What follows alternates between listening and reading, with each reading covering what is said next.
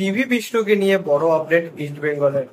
পাঞ্জাব এফসির এই খেলোয়াড়কে চাইছে মোহনবাগান এবং মুম্বাই সিটি এফসি। তো hello guys, welcome to channel Bong FC বসরুক ভিডিওতে আপনাদের সবাইকে আবার স্বাগত।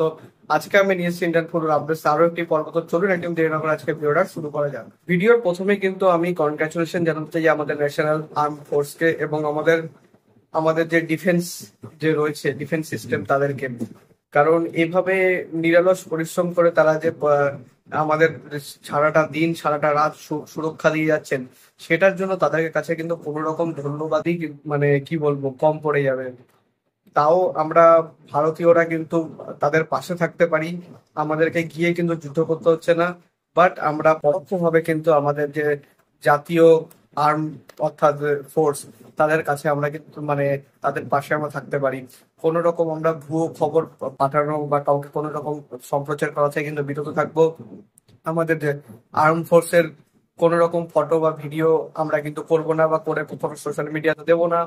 এবং কোনো রকম সমস্যা হলে কিন্তু প্যানিক হব না, ঠান্ডা মাথায় আমরা কিন্তু সিদ্ধান্ত নেবো। এই পদ্ধতিগুলি কিন্তু অবলম্বন করলে আমাদেরই ভালো এবং তার সাথে সাথে আমাদের দেশেরও কিন্তু যথেষ্ট ভালো হবে। জয় হিন্দ, জয় ইন্ডিয়া। বিষ্ণু পিবি কি আরো তাহলে 3 বছরের জন্য থেকে যাচ্ছেন ইস্ট বেঙ্গলে?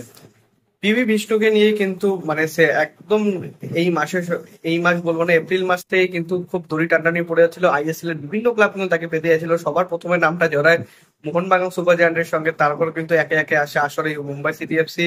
মোহনবাগানের সঙ্গে কিন্তু তার মানে কোনো রকম ডিল কি কথাবার্তাই হয়নি, সেটা কিন্তু আমরা পরে জানতে পেরেছিলাম। বাট মুম্বাই সিটি এফসি কিন্তু তাকে উঠে পড়ে লেগেছিল তাকে পাওয়ার জন্য। কিন্তু ইস্ট বেঙ্গল ফ্যান্সদের কাছে কিন্তু স্বস্তির খবর, এই 22 বছর বয়সী, সরি মাফ করবেন 23 বছর হয়ে গেছে তার, 23 বছর বয়সী রাইট উইঙ্গার তিনি কিন্তু আরো 3 বছরের জন্য সই করলেন ইস্ট বেঙ্গলে, অর্থাৎ 3+1, 4 বছর কিন্তু এখন তিনি ইস্ট বেঙ্গলে থাকবেন। সুতরাং ইস্ট বেঙ্গল ফ্যান্সদের কাছে কিন্তু একটা যথেষ্ট খুশির খবর।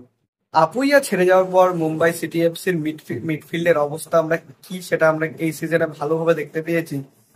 যদিও তাকে কিন্তু ছাড়ার ইচ্ছা ছিল না মুম্বাই সিটি, তাও তিনি কিন্তু মোহনবাগানে সই করেছেন।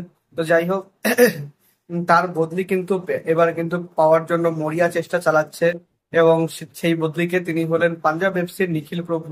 তবে আপনারা যদি খেয়াল করেন তো দেখবেন নিখিল প্রভু কিন্তু পাঞ্জাব এফসির হয়ে কিন্তু ডিফেন্সে খেলেছেন, মানে পুরো সিজনের বেশিরভাগ সময়।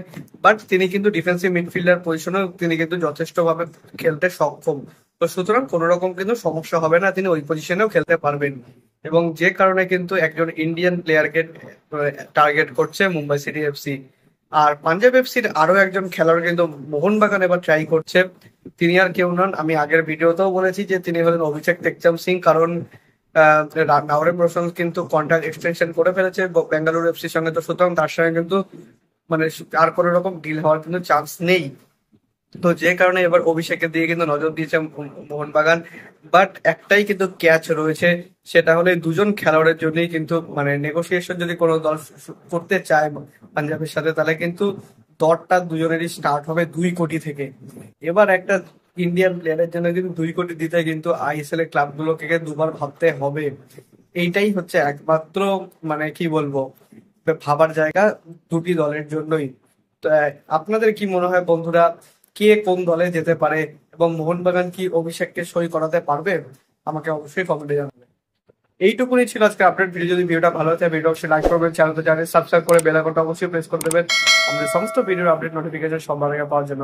এছাড়া আপনারা আমাদের সোশ্যাল মিডিয়া হ্যান্ডেল ফলো করতে পারেন, লিঙ্ক আমি ডিসক্রিপশনে ফার্স্ট কমেন্টে দিয়ে রাখবো। সব ম্যাক্সিমাম ফলো দেন, ছোটখাটো কিছু আপডেট দেওয়ার চেষ্টা করি। সেখানেও দেখা হচ্ছে পরে ভিডিওতে। আপাতত bye bye, glory glory man United.